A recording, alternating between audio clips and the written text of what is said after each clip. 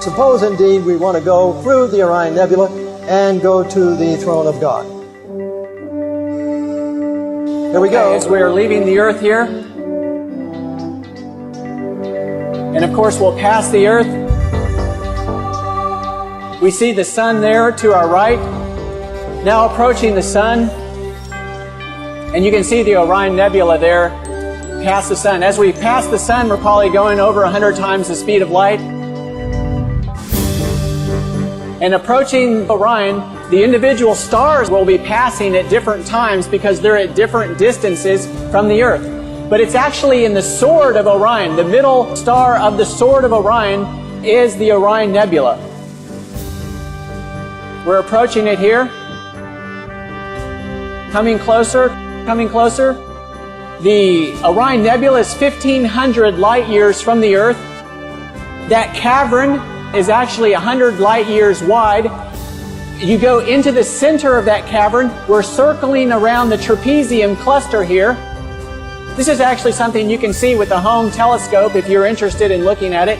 You won't see the nebulosity, but you will see the trapezium. Going through the trapezium, continuing past the trapezium as we come to heaven, to the city of New Jerusalem with the foundations of precious stones, the gates of pearl.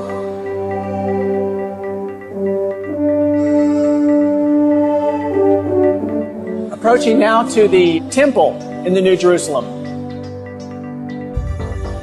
The sanctuary.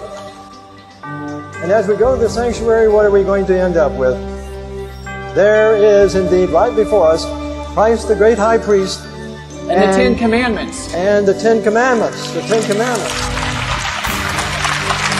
Fixed right before the throne of God. Jesus Christ himself, the author of them all, ministering before the Ark of the Covenant, the mercy seat.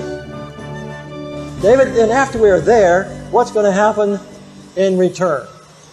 Of course, Jesus, at the time of the second coming, will step out of the most holy place.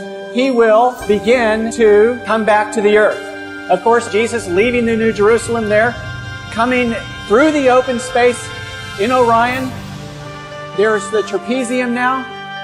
As you exit Orion, that great bowl configuration surrounding Jesus on his return will of course be millions and millions of angels surrounding him.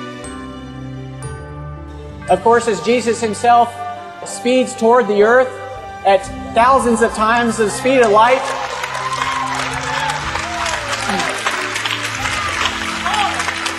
he will have to slow down as he approaches the earth.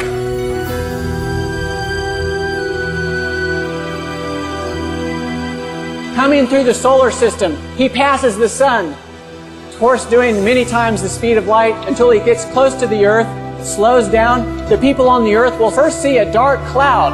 And as that dark cloud gets a little closer, a little brighter, and it finally lights up the sky. And as it lights up the sky, those people who are alive and waiting for Jesus will welcome him. They'll say, "Lo, here is our God. We have waited for him."